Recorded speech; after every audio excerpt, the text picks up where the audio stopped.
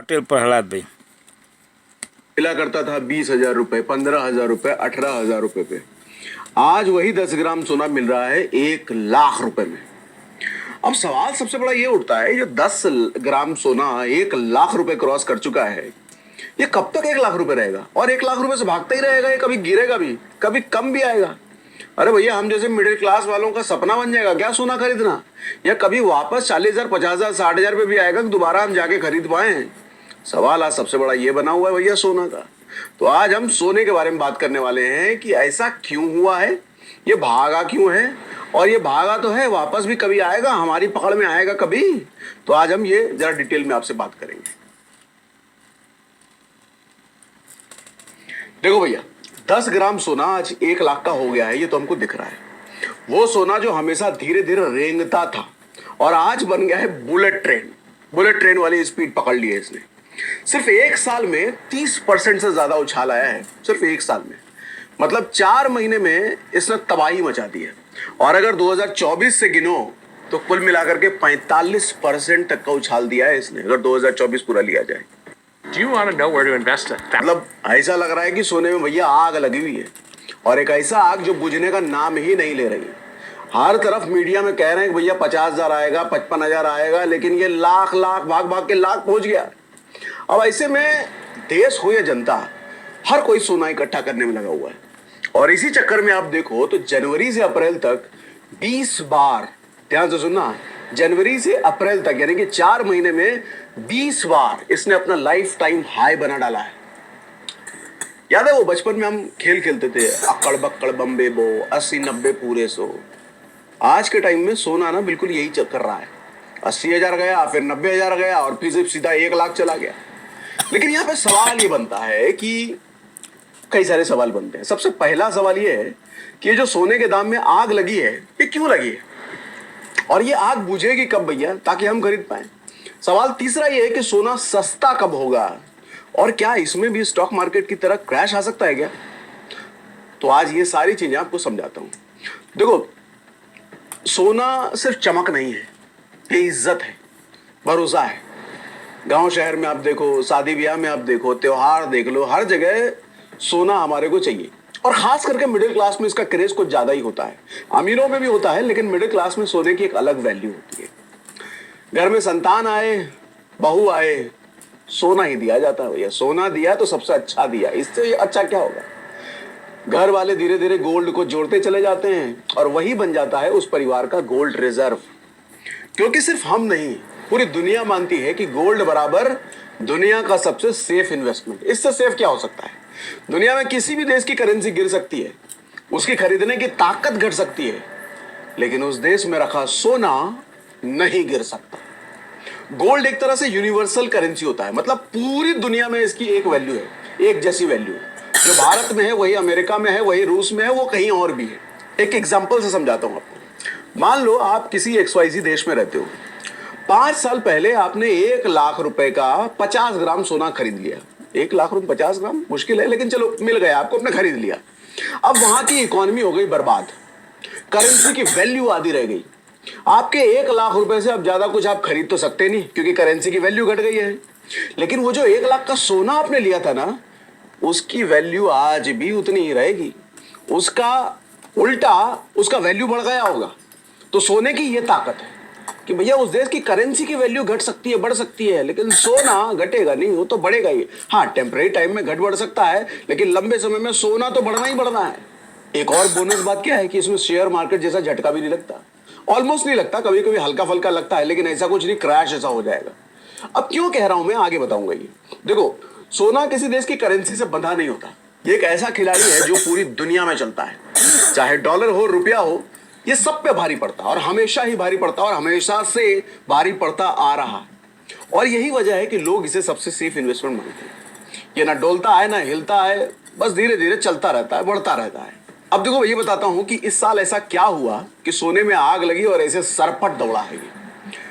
देखो, हुआ क्या है कि साल की शुरुआत में सोना था करीब 76,000 पे।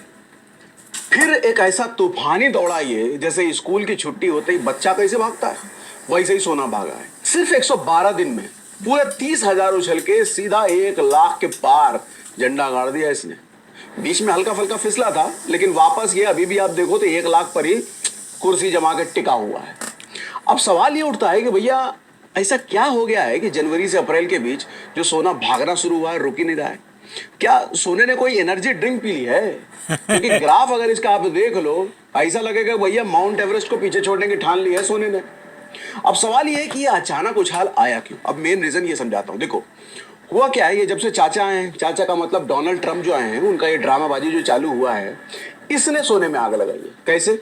अमेरिका के प्रेसिडेंट डोनाल्ड ट्रंप जैसे ही रेस में आए हैं, इन्होंने पूरी दुनिया की इकोनॉमी को झटका लगाया है। उनके टैरिफ, ट्वीट, उल्टी सीधी पॉलिसीज, इन सब ने मार्केट में एक अनसर्टेनिटी का माहौल बना दिया। इसके बाद जब डोनाल्ड ट्रंप फाइनली राष्ट्रपति बन गए और टैरिफ वाले प्लान से कहर ढाने लग गई पूरी दुनिया में, तो जो डर था पूरी दुनिया में, पिछले कुछ महीने से डर जो चल रहा था, वो हकीकत में बदलता चला गया। इन्वेस्टर्स डर के मारे सोने में घुस गए, मतलब गोल्ड में घुस गए, क्योंकि सोना का मतलब आखिरी होप, लास्ट होप और स्ट्रांग होप। ऊपर से रसिया यूक्रेन का जंग अलग ही चल रहा है भैया, इसराइल गाजा का टेंशन चल रहा है, ईरान यूएसए की लड़ाई चल रही है। सब मिला जुला के देखा जाए तो माहौल गर्म हो गया है। सेंट्रल बैंक भी सोना खरीदने की लाइन में लग गया। जब इन्वेस्टर डरते हैं तो समझो देश की सरकारें भी डर जाती है।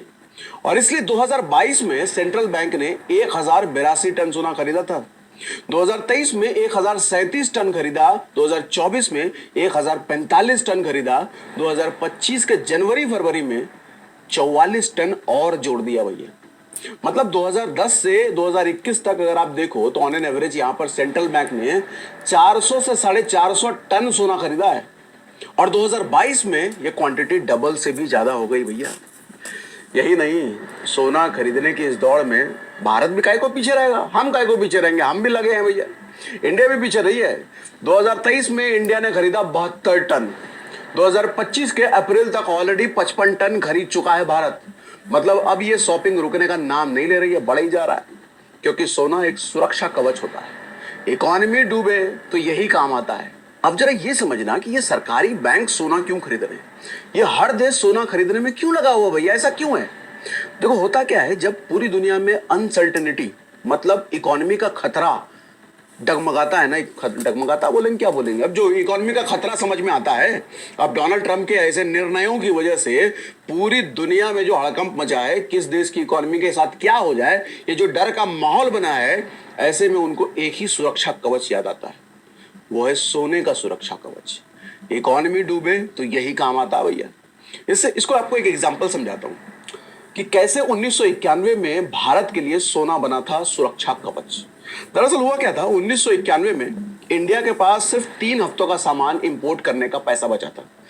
91 का टाइम आपको याद होगा भैया, बुरा समय था, इकोनॉमिक तंगी आ गई थी भारत पर। तो ऐसे में तेल गैस मंगाना बड़ा मुश्किल हो गया था भारत के लिए। तब भारत सरकार ने 67 टन सोना गिरवी रखा था बैंक ऑफ इंग्लैंड वगैरह में, अलग अलग जगहों पर, और $600 मिलियन उठाए थे, कर्ज लिया था। उसी पैसे से देश को इस क्राइसिस से बाहर निकाला गया। तो सोना यहां काम आता है। बाद में जब हालात ठीक हो गए तो अपना सोना वापस ले लिया पैसे को देकर के। अब सवाल नंबर 2 पर आते हैं, जो आपसे शुरुआत में कहा था, ये आग कब तक बुझेगी? देखो 1 लाख तक तो ये पहुंच गया है, फिर थोड़ी बहुत ऊपर नीचे हुई कीमतें, लेकिन आप इसको 1 ही लाख अभी देख सकते हो। लेकिन बड़ी गिरावट अभी कोई आई नहीं है। एक्सपर्ट्स की अगर आप सुनो तो वो लोग ये कहते हैं कि 2025 के एंड तक सोना 1 लाख के आसपास ही रहेगा।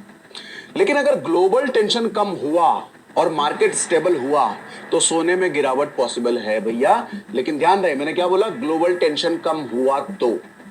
अब आते हैं सबसे इंपॉर्टेंट और आखिरी सवाल पर कि क्या सोने की कीमतों में क्रैश आ सकता है? क्रैश का मतलब क्या होता है? 1 लाख से सीधा 50,000 आ जाना, ये हुआ क्रैश। क्या ये पॉसिबल है? तो समझो, जवाब है हाँ, और इतिहास इसका गवाह भी है, ये पॉसिबल है।